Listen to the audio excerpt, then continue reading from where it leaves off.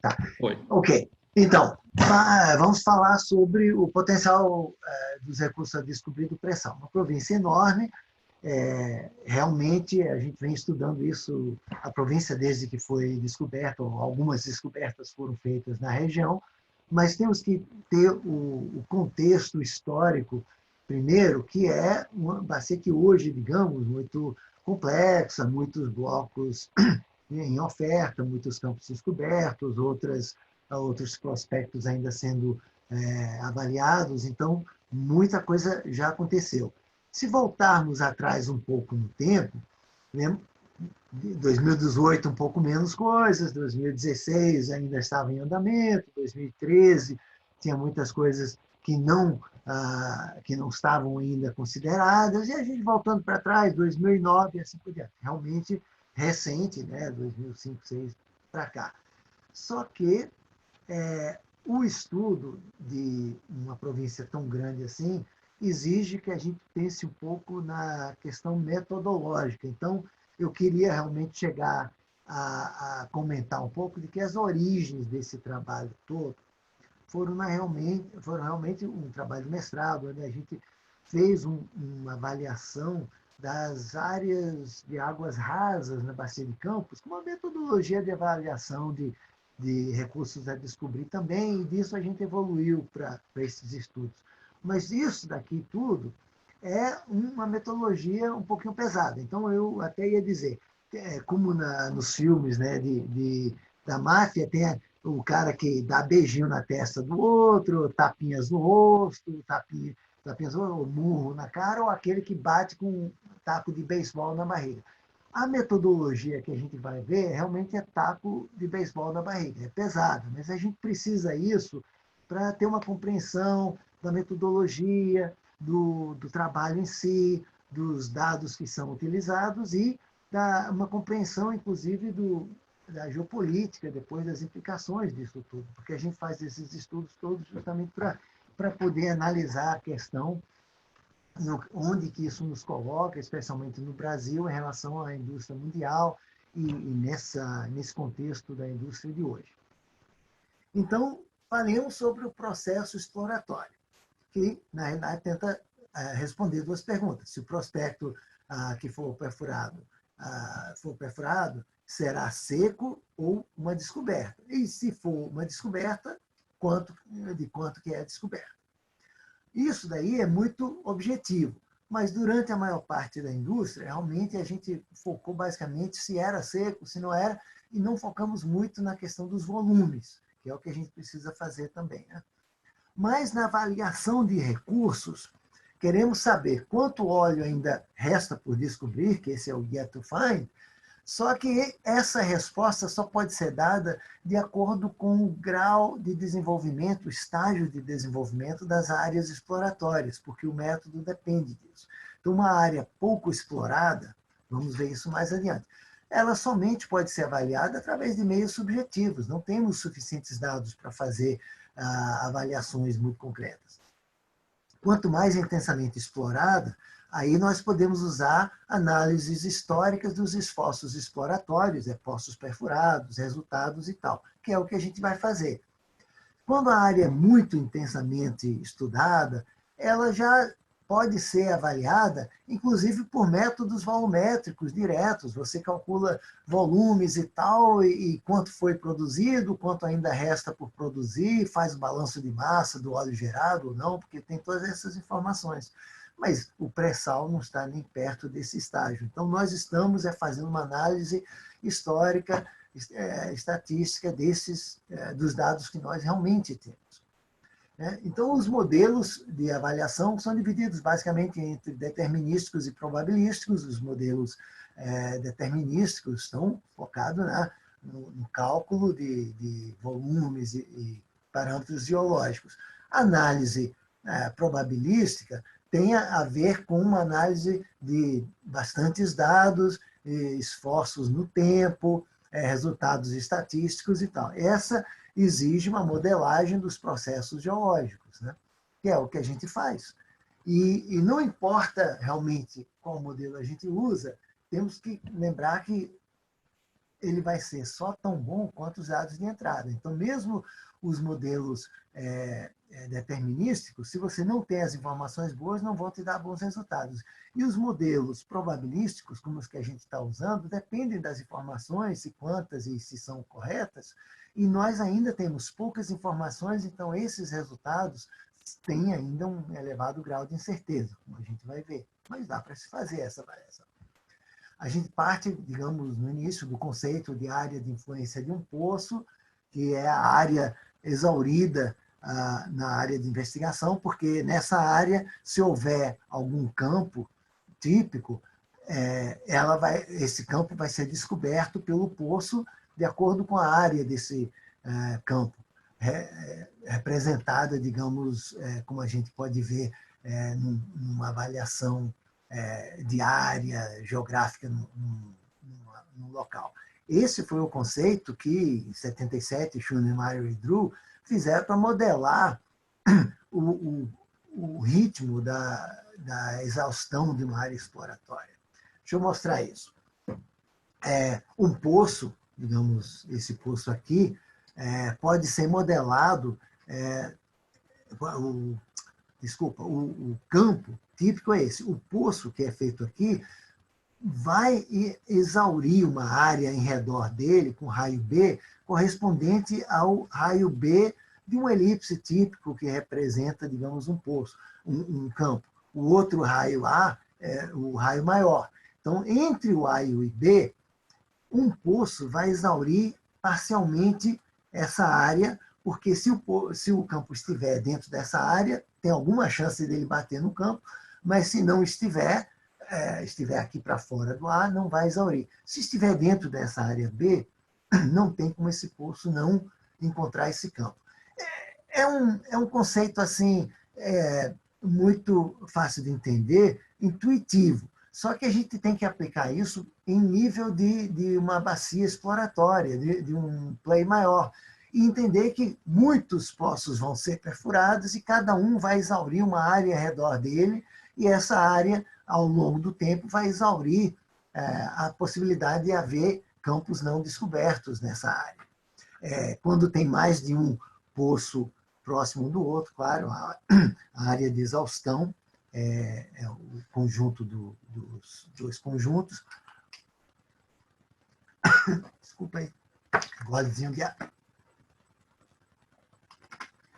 Mas essa área exaurida, somada de todos os poços, vai eventualmente exaurir a área exploratória. Isso funciona para várias classes de tamanho de campos, porque nós geralmente dividimos essas classes geometricamente, digamos, campos de 1 a 2, ou de 2 a 4, ou de 100 milhões a 200 milhões, de 200 a 400. Nessas classes, cada campo vai ser ou não investigado por um poço de acordo com sua área de influência. Esse é o princípio que evoluiu para o conceito da experiência exploratória, porque se nós temos campos grandes, é muito mais fácil, até aleatoriamente, com um paliteiro, a gente acertar esses campos na hora que está investigando uma área. Então, no futuro, depois de muitas amostragens por poços exploratórios perfurados numa área, as novas descobertas que se espera serão menores do que no início, porque os grandes campos provavelmente já vão ser acertados. Isso daí é um conceito também intuitivo, todo exploracionista entende, as grandes descobertas aparecem primeiro, depois você vai trabalhando a área exploratória e catando as acumulações menores que restaram. Há exceções, as exceções são aqueles ciclos exploratórios oriundos de novas tecnologias, conceitos, conhecimentos com base em novo conhecimento geológico, essas coisas que aí podem influenciar esse processo e você passa a fazer novas descobertas maiores porque você tem uma nova compreensão do processo. Mas, em geral, é um processo que se dá aos poucos a exaustão de uma área. Essa experiência exploratória foi colocada em uma equação onde esse Czinho aqui, que a eficiência exploratória é o que determina a experiência exploratória da área. Esse C determina, de acordo com a área exaurida e o tamanho total dessa área exploratória, como é que vai seguir o andamento das descobertas, porque esse F é a fração dos campos descobertos de uma determinada classe de tamanho. Então, para essa classe de tamanho, com esses dados, a gente começa a entender quanto de exaustão já ocorreu para essa classe. Você faz isso para todas as classes, o C provavelmente não é muito diferente entre uma classe e outra, mas aí você descobre que se você tem um esforço exploratório expresso aqui embaixo por poços perfurados, se você tem um C, que é essa eficiência exploratória, de apenas 1, quer dizer que você não tem muita sorte, nem conhecimento, ou todos os campos são mais ou menos iguais, então você só faz descobertas, aqui nesse eixo, de acordo com o número de poços perfurados.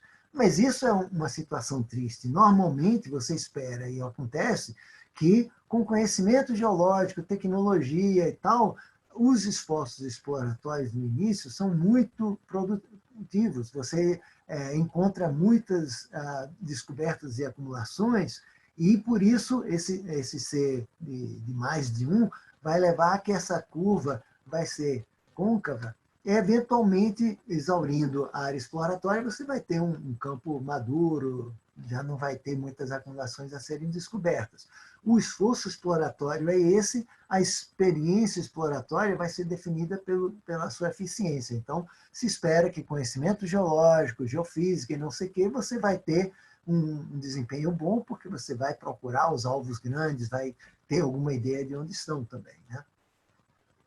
Em 1958, Arps e Roberts estudaram essa bacia de Denver-Julesburg, nos Estados Unidos, um número enorme, 9, 10, 12 mil campos, 12 mil poços de petróleo perfurados, um play bastante homogêneo, muitas descobertas de muitos tamanhos. Então, deu para fazer uma análise da correlação entre os volumes de diferentes classes, as áreas dos campos dessas classes, e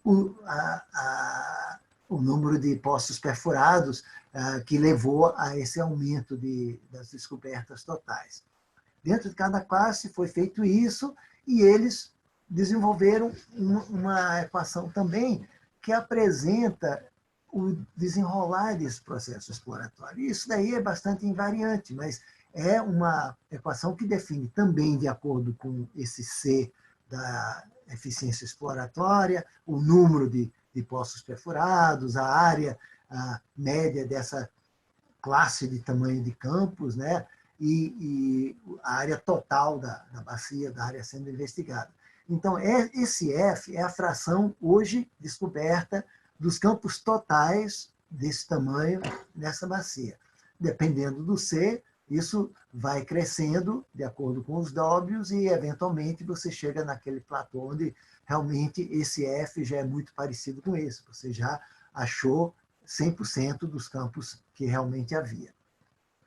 Essa fórmula é o que permitiu formular um modelo para prever no futuro o número total de campos, as acumulações de uma classe que existem em tal área, com base no número de poços já perfurados e as descobertas realizadas, né, porque você teria uma média do tamanho de cada campo para cada classe, o número de descobertas, e, considerando toda a área explorada, você pode aplicar essa fórmula.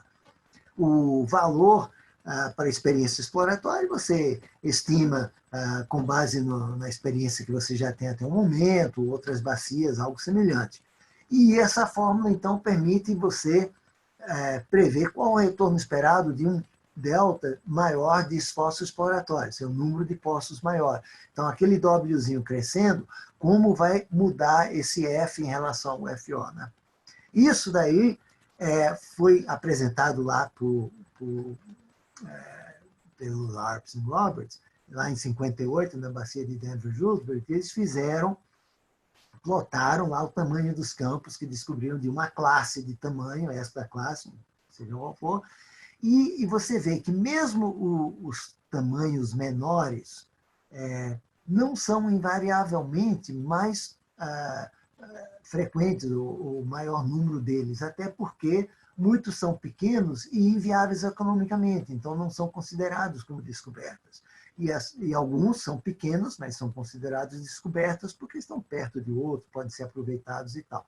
Mas essa distribuição aqui, se plotada em log-log ou lean-log, te dá uma curva de tamanho das acumulações, chama-se Field Size Distribution. Essa FSD, quando plotada aqui, é uma linha reta e não é assim intuitivamente, a gente pode entender, não é estranho que seja realmente uma reta, porque a geologia vai funcionar dessa forma, a distribuição dos tamanhos de acumulações, como várias outras distribuições, vão se situar numa linha reta no log-log, desta forma, no lean-log, e tendo as descobertas já realizadas, plotadas aqui, a gente sabe que as outras devem estar nesta mesma linha. Então, isso ajuda muito a fazer a previsão. Agora, passar para o futuro, né?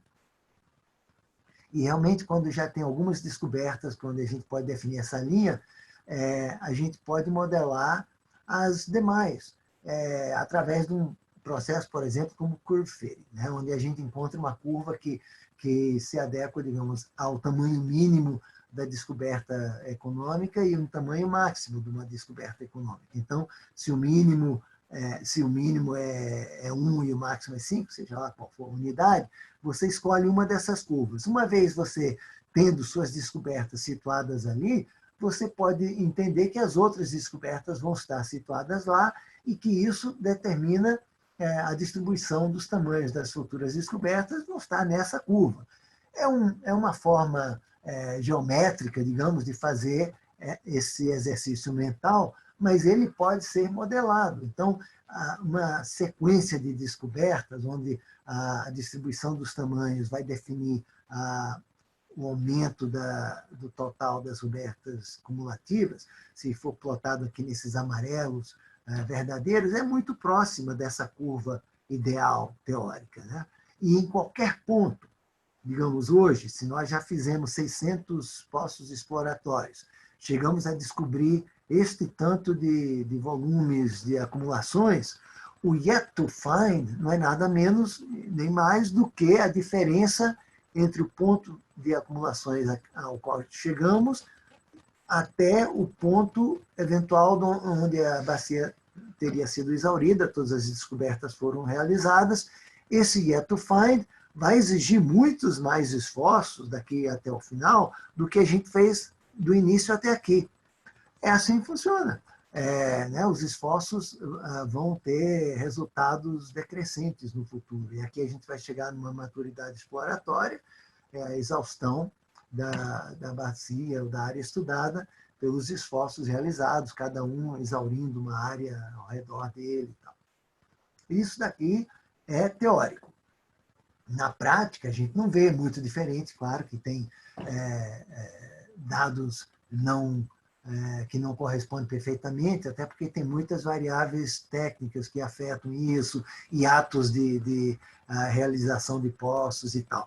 E vemos alguns ciclos aqui, curvazinhas internas. Não dá para saber se isso é um ciclo verdadeiro, mas esses são os tais ciclos de que eu falei, que podem levar a novas descobertas. Por exemplo, aqui já estaria achatando um novo conceito geológico, uma nova forma de identificar acumulações, levou a maiores descobertas, depois achatamento, depois outro ciclo, ou pode ser realmente um ciclo geral. Mas seja como for, o conceito é o mesmo. Os esforços exploratórios aqui por ano, mas é por número de poços, vai gerar novas acumulações até o ponto em que a bacia está madura, você não vai ter mais descobertas, ela já está madura. Né?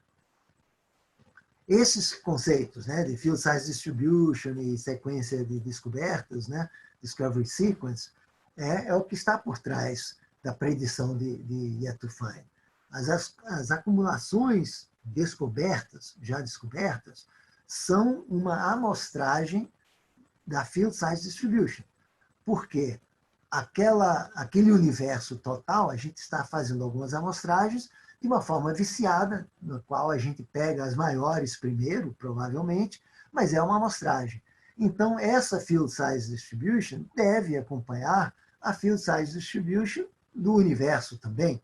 E é isso que a gente usa. Com o Field Size Distribution que temos, extrapolamos para o Field Size Distribution do universo todo, de todas as acumulações presentes. A experiência exploratória sugere que as grandes acumulações vão ser descobertas antes, e isso introduz temporalmente, né, um ordenamento nessa sequência. Então, com esses dois conceitos, a gente pode aplicar isso no modelo, uma ferramenta de modelagem do processo exploratório, em que é modelada essa sequência de acordo com uma distribuição de tamanho de campos, e essa modelagem é feita de forma estocástica, né, aleatoriamente, amostrando os dados de entrada e gerando resultados que vão ser os resultados de saída. A gente precisa determinar a Field Size Distribution, da qual vão ser amostrados valores, estimar o número possível de acumulações, quantificar o risco de alguns parâmetros geológicos, construir uma sequência de descobertas e determinar as descobertas esperadas nessa sequência, nessa curva, nessa distribuição de tamanhos. Funciona nessas máquinas que são programas, né, com algoritmos internos, que nesse programa uma série de probabilidades se aplica aos prospectos, aquelas áreas que a gente está avaliando dentro de um play, mas primeiro a gente avalia a chance de o play existir. Então, se por acaso já tem uma descoberta, é claro que a chance do play existir é 1, né? Porque já se comprovou, tem trapa, reservatório, tem qualidade, migrou, tem a probabilidade, então é 1. Mas a outra série se aplica ao prospecto, que é o que a gente chama o Two-Level Risk Model, né? E as ferramentas utilizam isso internamente para aqueles parâmetros geológicos que a gente aplica aos prospectos avaliados na área.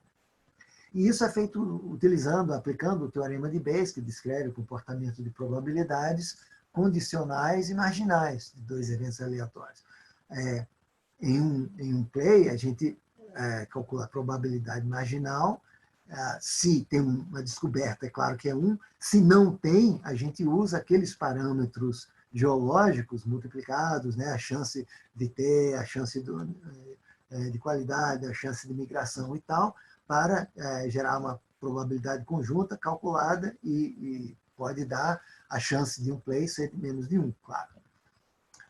Secundariamente, a gente considera as probabilidades de adequação do prospecto, a trapa, a existência, a qualidade do reservatório, se houve ou não a migração para acumular hidrocarbonetos.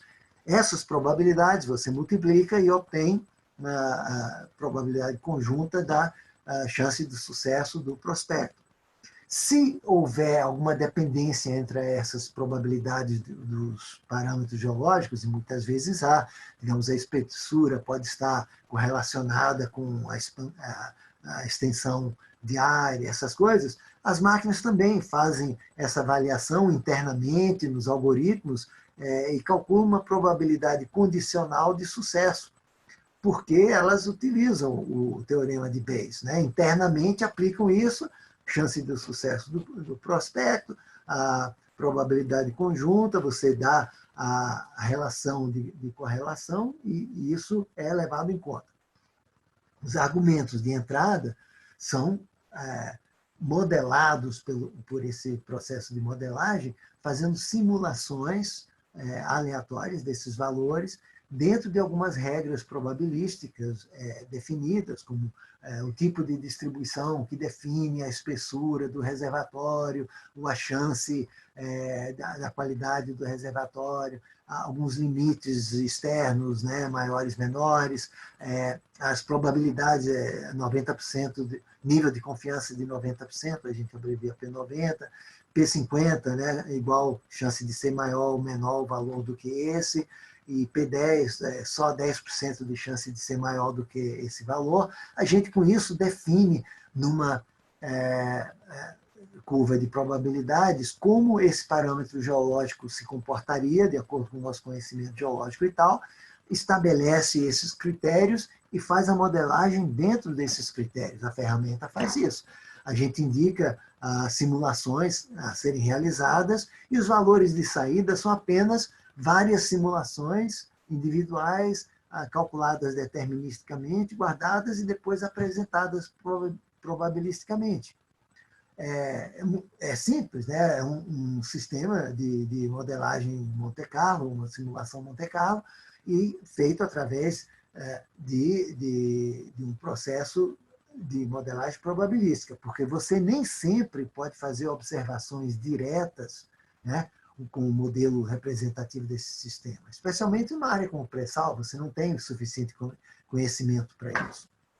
Então, o método Monte Carlo permite que você faça esse estudo utilizando um processo, substituindo um processo determinístico por um processo probabilístico. Para isso, para você conseguir aplicar esse modelo do processo exploratório, você precisa que uma função de densidade, de probabilidade, descreva o comportamento do parâmetro, você precisa gerar números aleatórios, que na realidade são pseudo-aleatórios, mas suficientes, não pode gerar sequências conhecidas, repetidas e tal, não é necessariamente trivial, mas essa é a qualidade dessas ferramentas, elas fazem isso, usam muito poder computacional, e o resultado depende a precisão depende do número de simulações, então geralmente são feitas muitas, apesar que usa muito poder computacional, que hoje em dia não é uma restrição tão grande quanto era, mas até em 2000, quando a gente começou, já era na época era uma limitação, a gente fazia com 1.000, 2.000, 5.000 simulações, porque se fosse fazer com mais, não acabava nunca de fazer. O SGS, United States Geological Service, né? Survey, realiza essas avaliações de Yet to Find Oil em bacias no mundo todo e utiliza exatamente isso, uma ferramenta de modelagem desse processo exploratório em cada uma dessas áreas avaliadas, que na verdade é internamente um processo de simulação Monte Carlo sobre informações inseridas lá dentro sobre cada bacia. Uma distribuição do tamanho do número de acumulações representa, deve ter pelo menos 10 e deve ter, quem sabe, até 100, o mais provável deve ser 40, mas nessa distribuição o sistema faz uma amostragem, esse número de acumulações ele aplica sobre a distribuição do tamanho dos campos e aleatoriamente, então, faz tantas amostragens aqui. Esse número de amostragens é somado, cada uma soma 1, 2, 3, 4. Essas somas todas são utilizadas como um valor, essa soma total, e isso é repetido. Eles repetiram, digamos, 50.000 vezes, fizeram isso em 2002, 2012, em vários outros anos, inclusive para bacias aqui na América do Sul e tudo, e é um processo muito semelhante. Essas repetições todas geram inúmeros totais de S, que são então plotados aqui, e resulta numa distribuição desses valores, que é isso que a gente então descreve probabilisticamente como o total das acumulações existentes, o tamanho definido aqui e o número já foi amostrado. Então, isso é uma definição do resultado probabilístico da amostragem dessa área que foi estudada. Nós fazemos muito parecido. Então, para avaliar o potencial de recursos a descobrir do pré-sal, a gente pegou esses conceitos, reunimos as informações que precisávamos, basicamente lá da ANP, o banco de dados da ANP, não tem tudo, não está nem organizado como se precisa, juntamos declarações de comercialidade, essas coisas, nome de poço, claro, localização, profundidade só para saber, data de completação, que é muito importante, porque a gente está criando uma sequência de descobertas, que tem um elemento temporal. Então, precisamos saber quais foram realizadas antes para gerar essa sequência de descobertas. Precisamos saber se o poço foi seco, o volume da descoberta, se foi feita uma descoberta, e esse volume, a área do campo descoberto, do ring fence dessa área, é o que faz aquela relação entre área e volume. Tudo isso é dado como entrada nessa ferramenta de modelagem, com os dados que se tem. Em 2011, eram os dados de 2009, 2010, não eram muitos, parece muito, mas para uma área como a do pré-sal, não é tanto, eram os elementos, né, que se chamam, que foram utilizados para fazer a entrada sobre esta área aqui. Então, a província de pré-sal, na época, tinha essas acumulações descritas aqui, a gente plotou, colocou, descobriu áreas, sequência de descoberta, volumes das descobertas realizadas, os prospectos, o número de prospectos que se imaginava lá, e aí produzimos o que em 2011 era realmente a primeira avaliação do potencial de descobertas descobrido pré-sal, utilizando uma ferramenta robusta, né, que não havia sido feito, o pessoal chutava valores, mas não tinha uma metodologia. Nós apresentamos e os resultados realmente foram, na época, muito impressionantes, mas a gente passa agora, digamos, a ver como isso foi feito. Nós usamos elementos, né, aqueles itens todos são elementos, cada um, para representar acumulações descobertas, como já havia na época carioca e tal. A gente usava área, espessura, fator geométrico e tal, para modelar como poderia ser o resultado dessa descoberta. Para aqueles outros elementos que não se tinha essas informações, podia-se fazer uma avaliação direta estimativa do volume de tanto a tanto. Para outras com valores dos dados dos parâmetros geológicos. E nessa ferramenta, né, as simulações Monte Carlo, sobre todos esses elementos, incluindo poço seco, descobertas, e levando em conta o quando e quanto, a gente obtém alguns resultados primários. Primeiro, um gráfico da sequência das descobertas, de acordo com os esforços exploratórios. Estão plotados por ano, mas aqui, na realidade, são número de poços descobridores. As acumulações descobertas aqui mostram que, ao longo desses esforços, as acumulações descobertas vêm crescendo continuamente, não estamos, obviamente, perto de maturidade, nem naquela época, nem agora, claro, vamos ver, mas é um primeiro resultado, se aproxima um pouco da sequência de descobertas convencional. E depois um gráfico de field size distribution, da distribuição do tamanho dos campos, numa linha reta, como a gente esperava, se todos se situam mais ou menos nessa linha, e essa linha é o que define onde os outros campos a descobrir devem estar inseridos, que agora a gente vai modelar também. Então, a gente faz uma distribuição de resultado do número de acumulações esperadas, né, entre 42, com 90% de certeza que é isso ou mais, e 83, só 10% de chance de ser mais de 83 acumulações, né, consideradas, e as probabilidades para o tamanho esperado dessas acumulações, entre 165 milhões de barris e quase 8 bilhões, também com os mesmos níveis de confiança, e também para o total das acumulações, entre F, eles chamam F, a ferramenta chama F, mas o P90 dá 114 bilhões, o P10 dá 288 bilhões. Então, nós apresentamos isso, 114 a 288 bilhões de barris é o total dos recursos recuperáveis que se imaginava que havia no pré-sal naquela época, valores muito diferentes um do outro, porque há muita incerteza nesses cálculos por causa da pouca informação que a gente tinha para inserir no sistema. E depois vimos que esses dados, apesar de terem um nível de confiança, por exemplo, 90% de nível de confiança, de ser mais de 114. eles eram muito superiores a qualquer valor comentado na época, né? O pessoal falava, o pré-sal tem 80 ou 100 bilhões, mas de onde tiraram? Nós chegamos a valores muito superiores, mas mostramos a metodologia. Aí, em 2015, o professor Hernando Chaves e eu, outra vez fizemos uma reavaliação da mesma área, publicamos também, e isso já em 2015, a gente pegou o pré-sal já em 2013, 2014, lembro que teve um hiato grande de exploratório por conta da suspensão dos leilões, mas pegamos as informações novas que havia, juntamos muitos mais elementos, né, esses segmentos todos, que foram contabilizados, criamos um template, inserimos correlações para elementos de probabilidades para parâmetros geológicos, criamos uma tabela de, eles chamam risco, mas é incerteza para os parâmetros geológicos de reservatório, fonte, essas coisas todas.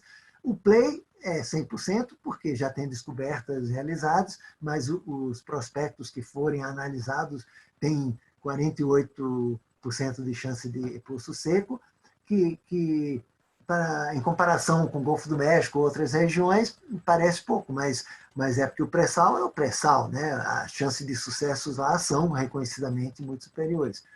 Aí avaliamos alguns segmentos individualmente, inclusive de várias formas, inserindo definições. Para alguns poços secos, por exemplo, a gente insere chance zero do prospecto, porque se ele é seco, nenhum desses fatores precisa ser considerado.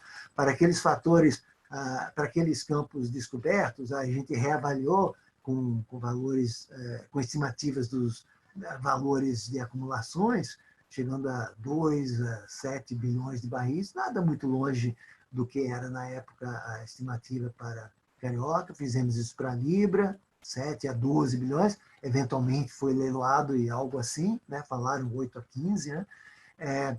Os prospectos foram avaliados, assim como as descobertas consideradas, e a gente avaliou prospectos individualmente com essas chances de incerteza para cada parâmetro geológico. Também, no caso de gás e no caso de fluidos, levando em conta parâmetros como a fração de gás, o condensate yield, o fator de recuperação, o GOR, o fator de recuperação também para óleo e tal. Tudo isso foi modelado com curvas de probabilidade aplicáveis a cada um. Como geólogos, a gente tomou a liberdade de, com esse conhecimento, aplicar isso para essa avaliação. E encontramos, inclusive, por exemplo, no Parque de Baleias, muitas acumulações menores, distantes do resto do pré-sal, abaixo das descobertas do pós-sal. Avaliamos todas elas individualmente, dentro do Parque de Baleias, o número, o tamanho e os volumes, e chegamos de 11 a 18 acumulações, de 16 a 251 milhões de barris cada uma, num total de 3,8 a 6,8. Usamos isso como uma das entradas de um segmento, para não ter que entrar com todas elas, e avaliamos tudo isso dentro do Play, e dentro do Play a gente acaba com resultados para acumulações individuais, como Búzios, né, que encontramos valores grandes. Só lembro que fazia parte da seção enorosa, havia um excedente estimado. Se a gente soma isso, não é muito longe do que a gente descobriu, né? de 9 a 13. Então, estamos com resultados muito coerentes. Isso aqui é um gráfico que mostra a constituição das estimativas em relação a óleo, gás associado, não associado, condensado, para alguns Carcará, para alguns Carioca. Aqui tem Júpiter, né? Cadê Júpiter? Isso é interessante. Júpiter é um campo com muito gás. Fizemos essa avaliação e vemos que boa parte do total é gás associado e condensado, porque é um campo que tem muito gás e menos óleo. Isso é representado aí também porque nós inserimos aqui um parâmetro de gas-oil ratio, né? Libra também foi avaliado. Em Libra, a gente avaliou o volume in place, porque havia muita incerteza sobre os volumes recuperáveis e como isso poderia ser recuperado, porque estava sob um contrato de 35 anos, não podia ser renovado, não sei se, né, nesse prazo o número total de FPSOs instalados seria suficiente. Então, utilizamos uma avaliação do que está em place. Se dá para tirar ou não, é outros 500, mas depois a gente usa o fator de recuperação para estimar, né, o recuperável. Também a composição dos fluidos. Lula, mesma coisa. Lula também foi avaliado por volumes in place, depois a gente aplicou o fator de recuperação. E depois disso a gente fez uma avaliação do play com esses dados de entrada. A saída foi uma nova curva de sequência de descobertas, um pouco diferente da de 2010, mas obviamente crescente, uma curva reta, né?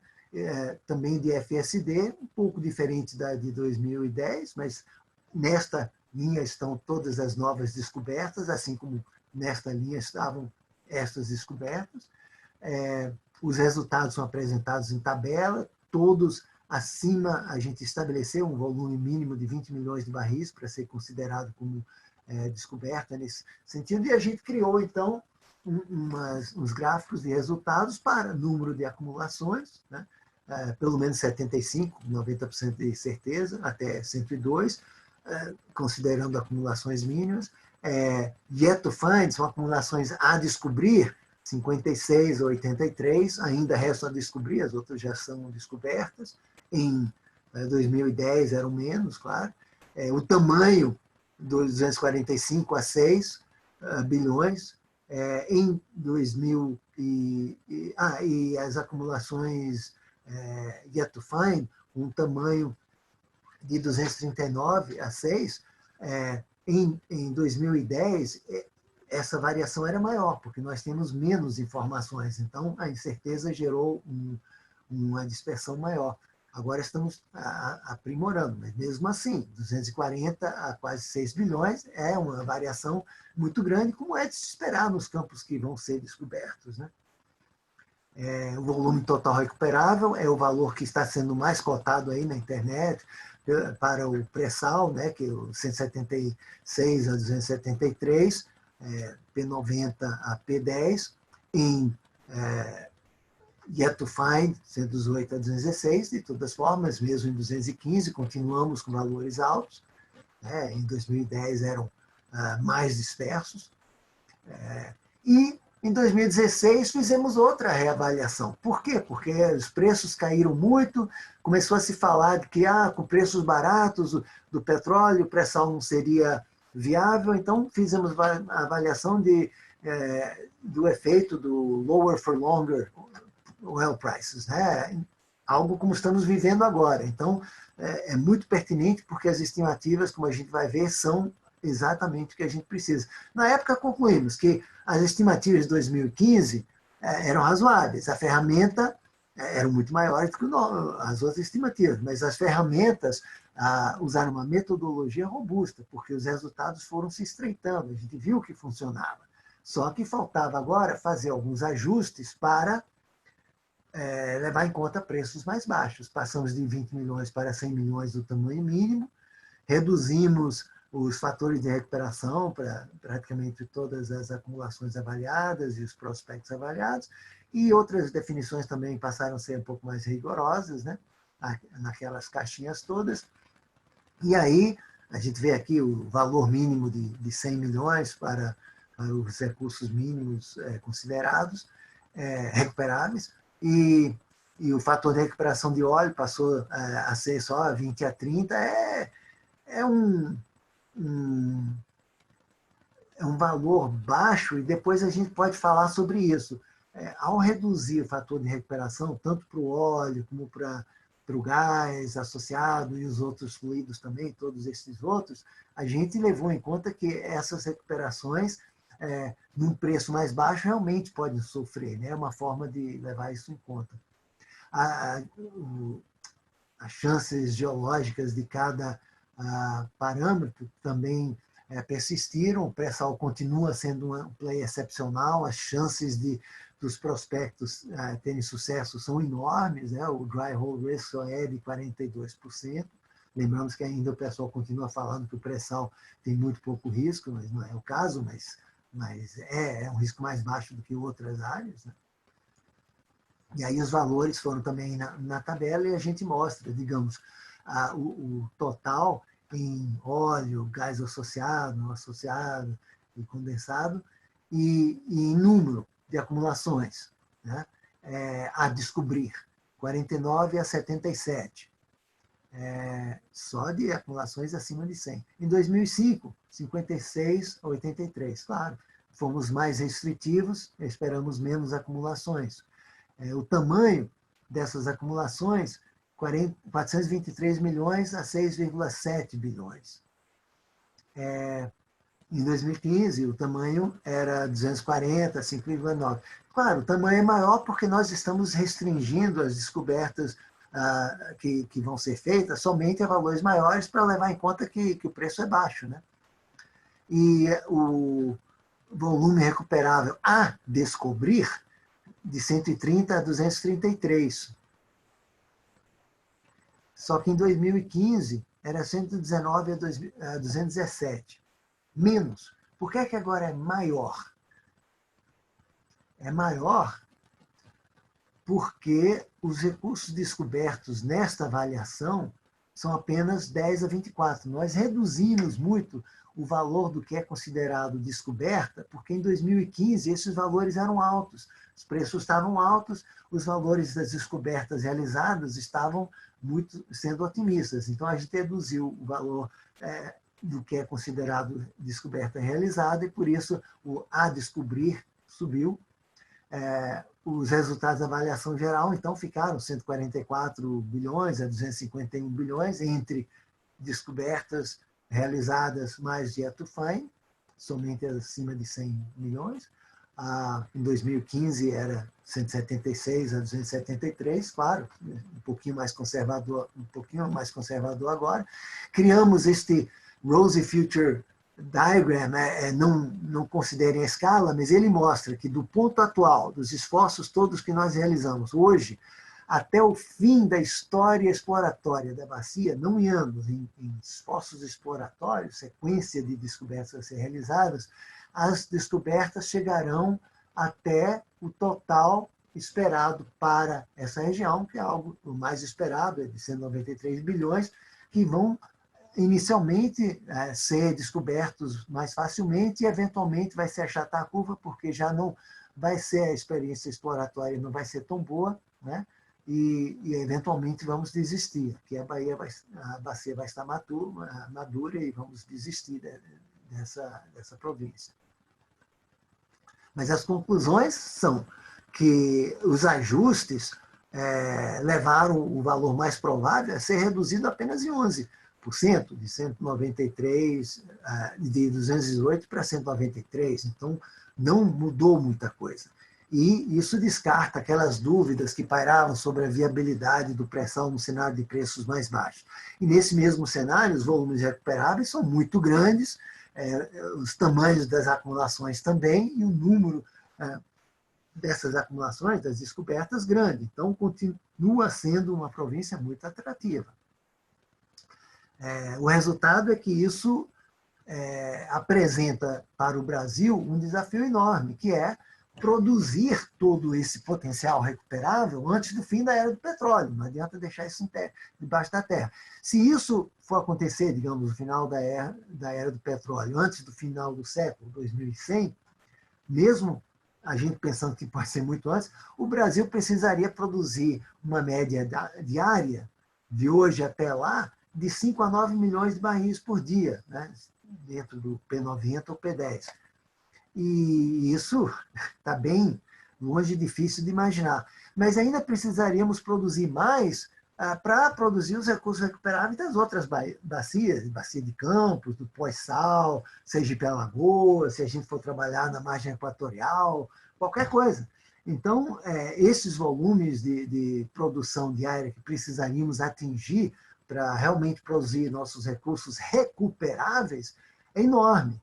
Então, e se considerarmos que a era do petróleo pode acabar bem antes do final do século, como muita gente acredita, nós teríamos que apressar, então, o ritmo dessa produção muito mais. Então, esse é o contexto, né, que eu gostaria de apresentar, que a gente precisa levar em conta e medir nossas previsões de situação atual em relação ao que os resultados nos apresentam, né?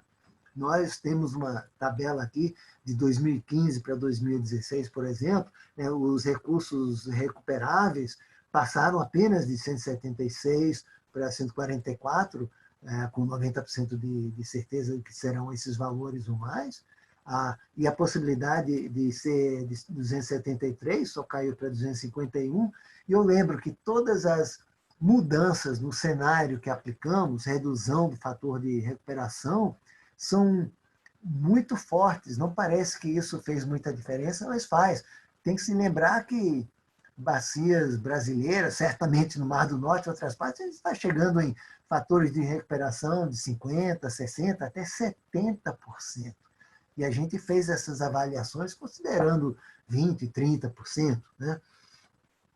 E o tamanho das acumulações também. A gente passou a considerar somente acumulações maiores de 100 milhões de barris. Isso pode não parecer assim tão restritivo hoje em dia, porque ninguém está procurando 100 milhões de barris no pré-sal hoje, mas tem que se lembrar que isso se aplica à história exploratória do pré-sal até o final, 20, 30 anos.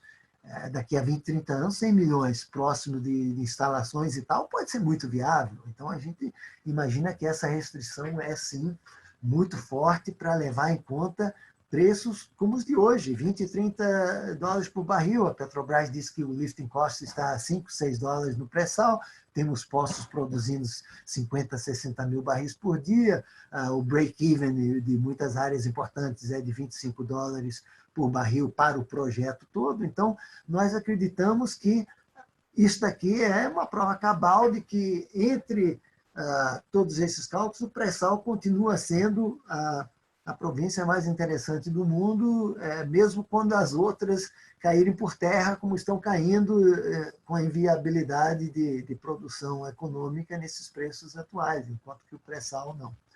Eu acho que era isso que a gente tinha que eu queria apresentar. Obrigado. Eu acho que, Misael, se tem perguntas, ou Maurício, se tem perguntas, a gente começa a dar uma espiada e ver no que pode atender, né? Perfeito, perfeito. Deixa eu ver as perguntas aqui.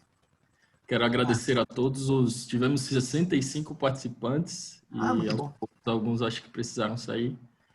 Mas vamos dar início, sim, à sessão de perguntas. Você quer ler as perguntas? Quer escolher? Como é que o senhor prefere? Bom, eu acho que eu vou lendo e ver se a gente dá para comentar. Né? Boa tarde, gostaria aqui de Bruna. Gostaria de saber se em um bloco adquirido ao lado de um campo com poço produtor inserido em porção mais distante, na área de influência desse poço, irá influenciar no cálculo volumétrico, considerando um possível mesmo prospecto grande e contínuo. Tá. Ou seja, pode-se considerar que todo o óleo daquele prospecto possa ter sido recuperado por aquele outro poço. Olha, o conceito de área exaurida é básico, fundamental, isso não muda. Então, o poço exauriu uma área para um dado tamanho de acumulação. Se a gente descobrir uma acumulação e a outra próxima, essa outra, evidentemente, está ou fora da área de influência, ou é uma descoberta, essa outra área é uma descoberta menor que não teria sido captada por essa área de influência. Então, é claro que a gente tem que ter cuidado quando faz essa modelagem, que a modelagem do processo exploratório é por faixas de tamanho, e a gente insere isso no sistema. Todas essas modelagens do modelo DSR, né, Drew, Schoenemeyer e Root, o próprio Arps e Roberts, quando fizeram aquela avaliação da bacia de Denver-Julesburg, eles entenderam que não dá para comparar uma uva com uma melancia. Você analisa os campos, né, as descobertas de acumulações, dentro de uma classe de tamanho. Então, os tamanhos de 10 a 50, os tamanhos de 50 a 200, de 200 a 500. Então, nessas classes, você faz essas avaliações e é por aí que você pode entender se uma descoberta realizada agora próxima da outra, obviamente, se era grande, teria sido descoberta. Então, não é. Isso não viola, e pode ocorrer de haver novas descobertas próximas. Então, isso não viola os conceitos, né? Pode ser diferentes classes. E agora, se você se considerou essa acumulação, olha, a acumulação descoberta é considerada como descoberta. A outra, enquanto está para ser perfurada, ela é um prospecto. Os prospectos são avaliados como prospectos, com os parâmetros geológicos sendo avaliados individualmente por chances geológicas de serem favoráveis ou não, a espessura é suficiente, a extensão de área, a probabilidade de existência ou não de reservatório, se houve migração, essas coisas todas. Então, os prospectos são avaliados como prospectos e as simulações são em todos esses parâmetros. O play não, o play já não é considerado como tendo risco, ele é um. A descoberta só é modelada em relação ao tamanho, porque uma descoberta pode ter sido realizada, anunciada como 100 milhões, e a gente ainda diz, olha, vai ver que não era 100 milhões exatamente, pode ser 70, pode ser 150, e isso também é feito na simulação, porque mesmo as descobertas têm uma incerteza. Então, o conjunto da avaliação total é de prospectos e descobertas. E você pode ter numa área, um poço descobrir uma acumulação descoberta, e aí é avaliada de uma forma, ao lado tem um prospecto avaliado de outra forma. Eu não sei se eu respondi direito isso, mas eu acho que é isso que estava sendo perguntado. Bom, me perdoe se às vezes eu não entendo exatamente o sentido. Tem outra aqui. Amanda, que tal, Amanda? Existe algum estudo publicado ou em progresso que distribua espacialmente esses valores e que indique uma tendência dos locais mais favoráveis para novas descobertas, a imensidão offshore, muito boa, da margem leste, correlacionando, obviamente, com outros mapas e tal. Olha, tem sim. Nós fizemos, mesmo lá em 2011, eu acho, uma avaliação para toda a região do pré-sal. Você lembra que essas fórmulas de Arps e Roberts e todas, elas consideram uma área exploratória que está sendo avaliada. Essa área exploratória, nós, arbitrariamente, colocamos como esses 150 mil, 149 mil quilômetros quadrados do pré-sal. Então, avaliamos o pré-sal inteiro. Só que também, eu não mostrei aqui, é outra avaliação inteira, avaliamos o miolo do pré-sal, que era um quadrado ali dentro, né, aquele miolo da picanha, não sei se era 250 por 250, algo assim, que era um quadrado menor, e lá era onde estavam as grandes descobertas. E, de fato, nós fizemos uma avaliação lá e vimos que boa parte dessa avaliação do pré-sal como um todo estava ali. Até como a gente mostrou, aqueles segmentos correspondentes ao Parque das Baleias, é importante, mas são alguns bilhões no total de 200 bilhões. Então, a gente vê que boa parte do miolo reúne o grande volume do yet to find, das descobertas de fato realizadas. E aquela extensão da picanha lá para cima, pelo menos no momento, não contribui com tanto. Então, espacialmente, nós poderíamos fazer isso, só precisaria realizar uma nova modelagem do processo exploratório, com todos esses parâmetros, restringindo a área de exploração para aquela que a gente quer investigar, faz isso para diversas áreas e a gente poderia ver, dentro dessas áreas, quais são as descobertas e os prospectos, em outra área, as descobertas e os prospectos, e nós, inclusive, pensamos fazer isso lá para o norte do pré-sal, porque aqueles campos todos do pós-sal, né, do Parque de Baleias, muito interessante, muito bom, antigos, alguns já em declínio, mas abaixo do pós-sal, o play pré-sal, tem muitas possíveis descobertas, tem algumas descobertas já realizadas, e seria interessante, arbitrariamente, pegar um pedaço ou cortar a parte norte, alguma coisa, e fazer uma avaliação dessa região para entender como seria um perfil diferente da avaliação lá, que pode interessar, digamos, a diferentes empresas, porque a gente aqui no pré-sal, nessa avaliação no miolo, está apresentando campos de bilhões e bilhões de barris. Pode ser que lá no norte as acumulações, o tamanho das acumulações seja bem menor, mas isso interessa a outro perfil de empresa. Mesmo sendo tamanhos de acumulações menores, o total de acumulações também menor, mas isso não quer dizer que não seja atrativo. Inclusive, economicamente, basta que a gente tenha estrutura por perto e tal, como de fato tem. Então, é uma avaliação que nós não fizemos, as coisas ficaram bem mais difíceis ultimamente, inclusive com as ferramentas que a gente está acostumado a usar, que é esse GeoX, que a Schlumberger adquiriu e não tem dado tanto apoio, mas temos um programa ainda em funcionamento. Eu acho que é um novo projeto a ser realizado, e aí sim a gente poderia apresentar resultados geograficamente, em regiões geograficamente diferentes.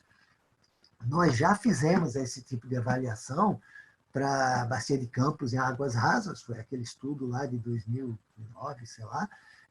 Fizemos isso para Sergipe e Alagoas, a Bacia de Sergipe e Alagoas, em águas rasas e onshore. Não fizemos isso para áreas de águas profundas, mas é interessante fazer também. Então, esse tipo de avaliação se presta, como eu mostrei lá na frente, para uma região onde ainda não tem uma exaustão total da bacia, mas tem suficientes dados, né, para a gente fazer uma avaliação dos dados históricos, descobertas e tal.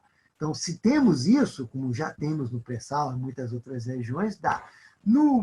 Lá na margem equatorial, por exemplo, seria muito interessante fazer isso. Não temos muitas informações. Se a gente fizesse isso lá, teríamos uma dispersão enorme entre o P90 e o P10. Íamos chegar, pode ser que tenha 20 a 200 bilhões. Claro, não se tem bastante informação para poder chegar num valor mais apertado. Enquanto que aqui, certamente na Sergipe e Alagoas, temos um valor muito mais apertado, na Bacia de Campos em águas rasas também, muito explorada a região. Então, os dados de entrada é que vão definir o quanto de dispersão teremos, né, nos dados de saída, né, nos resultados. Quanto mais informações, como a gente vem acumulando no pré-sal, os resultados das avaliações vêm apresentando resultados que têm se concentrado mais em torno do valor mais provável, e isso é muito positivo, mostra que a gente está indo na direção certa. No pré-sal falta muito tempo para a gente chegar num valor mais definitivo, mas em outras áreas poderíamos pensar fazer isso. Deixa eu ler aqui algo mais. Muito bacana. Foi considerada a presença de CO2 nesses cálculos? Muito bacana. A gente teve essa pergunta de manhã também, ou de tardezinha também, na apresentação em inglês, porque essa é uma questão chave. Os grandes campos do pré-sal, alguns dos grandes campos, têm uma grande quantidade de gás associado. E isso, inicialmente, não foi percebido como tal. Então, um campo que eu chamo a atenção especificamente é Júpiter. E lá, quando foi descoberto Júpiter, estava todo mundo empolgado, achando que era outro Lula e tal. Depois foi se ver que era muito gás, e muito gás CO2, além de metano. Então, virou um problema, é um campo gigante ainda, né? Tem muito óleo, mas tem muito gás, é uma grande dificuldade. Então, o CO2 representa o quê? É um desafio técnico. Então, o CO2, no momento, o que é que ele faz? Ele não detrai do potencial de yet to find das acumulações, porque é um problema técnico. Enquanto tiver óleo e metano associado, não associado, o potencial está lá. A forma que você pode levar em consideração a economicidade dessa acumulação é com a tecnologia, que não temos no momento, mas se imagina que ao longo dos 20, 30 ou mais anos de exploração do pré-sal até terminar esse processo, podemos chegar lá. Eu até mencionei, juntamente com o professor Paulo Almeida, lá da UFBA, nós temos proposto projetos para o pré-sal de MEOR, de Microbial Enhanced Oil Recovery, de recuperação avançada de petróleo por métodos biológicos, microbiológicos, inclusive in situ, porque nós temos uma quantidade enorme de CO2, mas se alguns micro-organismos adequados forem introduzidos ou ativados ou estimulados, inclusive in situ, eles poderiam transformar uma parte desse CO2 em metano, como? Utilizando como energia parte do óleo. Pode utilizar uma parte pequena do óleo, vai produzir uma quantidade grande de metano a partir do CO2, que tem quantidades imensas, e aí poderíamos transformar o que é hoje um problema em um ativo muito importante, que é produzir muito mais gás natural do que a gente poderia, porque o CO2 não interessa, teria que ser reinjetado e tal. Então, essa é uma questão que remete aos fatores técnicos, tecnológicos, que ao longo da história da bacia a gente espera sejam resolvidos. Claro que nós achamos que temos uma proposta de investigação que poderia começar a apontar para soluções para esse problema, mas as empresas, claro, são cautelosas mais agora, mas é uma coisa que o que está acontecendo? Esses campos com muito gás que se reconhece pode ser um problema, pode ser deixados para depois. Não quer dizer que eles sejam abandonados como não econômicos. Pode não ser econômico hoje, enquanto se pensa o que pode se fazer, colocar separação no fundo do mar, essas outras soluções também. E, eventualmente, como nós estamos propondo, eventualmente transformar isso até em algo positivo. Mas, nesse caso, por exemplo, nós não avaliamos o CO2 como gás, teria que ser feito outro cálculo. Mas é para dizer que, sim, o CO2 é um fator importante, não acho que detrai dos nossos cálculos, mas, ao contrário, aponta para a possibilidade de trabalhar no fator de recuperação, porque essa é a chave, ao longo do tempo, de melhorar a recuperação. Se você desenvolve tecnologias ao longo do tempo para aumentar o fator de recuperação, aí sim, passando de 20% para 25%, você tem 25% mais de recuperação. Passando de 30% para 40%, tem 33%. E nós estamos avaliando, pelo menos no cenário de preços baixos, fatores de recuperação de 20%, 30%. E eu acredito que no pré-sal é praticamente garantido que nos próximos 20, 30 anos nós chegaremos a 40%, 50%. É impossível que a tecnologia não chegue lá nisso. Se a gente está chegando nisso em campos até mais complicados, com 40%, 50% e 60%, deveremos chegar lá também. Então, eu acredito que essas estimativas todas podem ser até conservadoras, porque o fator mais importante que pode levar isso a um outro patamar é o fator de recuperação, que a gente não colocou valores maiores justamente para não ser muito criticado, mas, pessoalmente, eu acho que é o que eventualmente vai acontecer. Esses valores vão ser bem superiores ao que a gente introduziu lá como valor de entrada, né, quando modelamos, o fator de recuperação vai ser entre 20% e 30%, mais provável vai ser 26%, numa distribuição assim e tal. Só que eu acho que isso foi muito conservador, mas estamos sendo mais do que corretos. Agora, com relação ainda a CO2, em outros casos, digamos, se você tem um campo que só você tem um poço que só rende CO2, isso obviamente é um dry hole. Então, nesse caso, a avaliação, se tivéssemos isso, vai considerar isso como aquelas probabilidades geológicas de zero, e ele vai ser considerado como um prospecto zero, e vai prejudicar a avaliação total. Então, nisso também pode prejudicar. Deixa eu ver alguma mais aqui que temos. Os dados apresentados são somente referentes a reservatórios convencionais. Exato.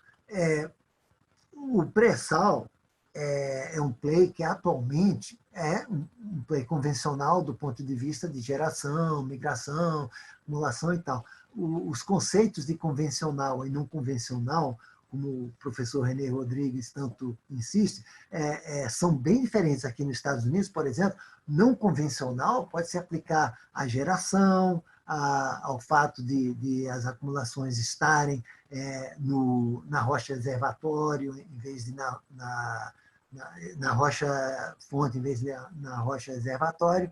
Então, tem vários tipos da palavra não convencional, mas em todos os casos, todos os prospectos e as acumulações que nós temos feito, incluído na avaliação do pré-sal, se referem a acumulações do padrão convencional, aquela geração, migração, e através das brechas lá, chegando até a base do sal, se acumulando lá naqueles reservatórios abaixo do sal.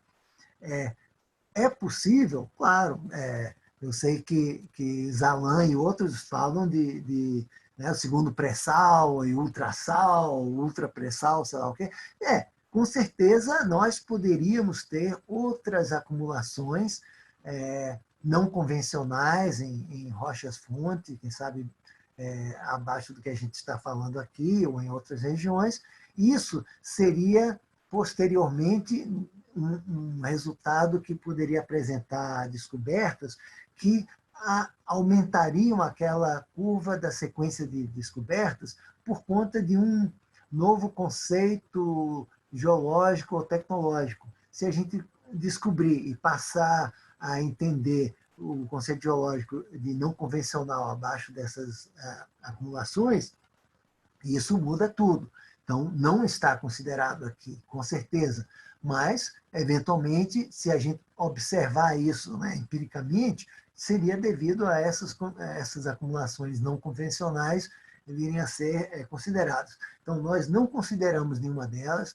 Todo o modelo de geração, migração e acumulação é convencional, e na ferramenta de modelagem do processo exploratório, os parâmetros geológicos que a gente descreve com funções como chances de ser gerado, de ser migrado, de ser acumulado, de ter uma trapa efetiva e não sei o quê, se aplicam a acumulações convencionais. Então, existe toda uma outra modelagem de processos exploratórios aplicáveis a acumulações não convencionais. O professor Hernando Chaves dá um curso de avaliação de recursos que inclui a avaliação de recursos não convencionais, inclusive com ferramentas de modelagem, como esse GeoX e outras, que fazem isso, mas com outra metodologia, porque agora você vai usar não os parâmetros aplicáveis à geração convencional, a prospectos e acumulações convencionais, e sim outros, que é onde vai ser dado uma área, extensão, os fatores de óleo contido, esse tipo de coisa. Então, é uma outra avaliação que nós poderíamos fazer, quem sabe, para outras bacias, onde os não convencionais seriam mais interessantes. Pensamos fazer isso lá no Nordeste, em algumas bacias também. Não se fez ainda, mas seria outra modelagem, outro projeto, e não chegamos lá, mas seria assim. Deixa eu ver aqui, tem mais um. Existem estudos para fator de recuperação para reservatórios não convencionais nas bacias de Campos e Santos? Olha, nessas bacias, eu não conheço, não tenho conhecimento, mas pode haver, de reservatórios não convencionais que estejam sendo considerados. Até porque no ambiente que estamos falando de águas profundas e até ultraprofundas, não seria muito fácil imaginar que agregar mais um fator de complicação tecnológica ao processo todo seria uma coisa muito fácil de imaginar, entender, e muito menos num cenário de preços reduzidos e tal. Eu acho que uma das considerações mais importantes que a gente pode extrair desta avaliação toda é que a utilidade desses trabalhos não é só para o geólogo ou para uma empresa. Claro que é muito importante, mas isto é para gerar política energética, política de petróleo do Brasil. Porque se a gente entende que esses valores são verídicos e a gente dá um alto grau de certeza, 90% de certeza de ser acima de 144 bilhões recuperáveis que temos lá, a gente não pode dizer, vou cortar pela metade. Não, esse valor é praticamente o mínimo. Então, o que é que temos que fazer com esse valor para produzi-lo? Essa é a preocupação.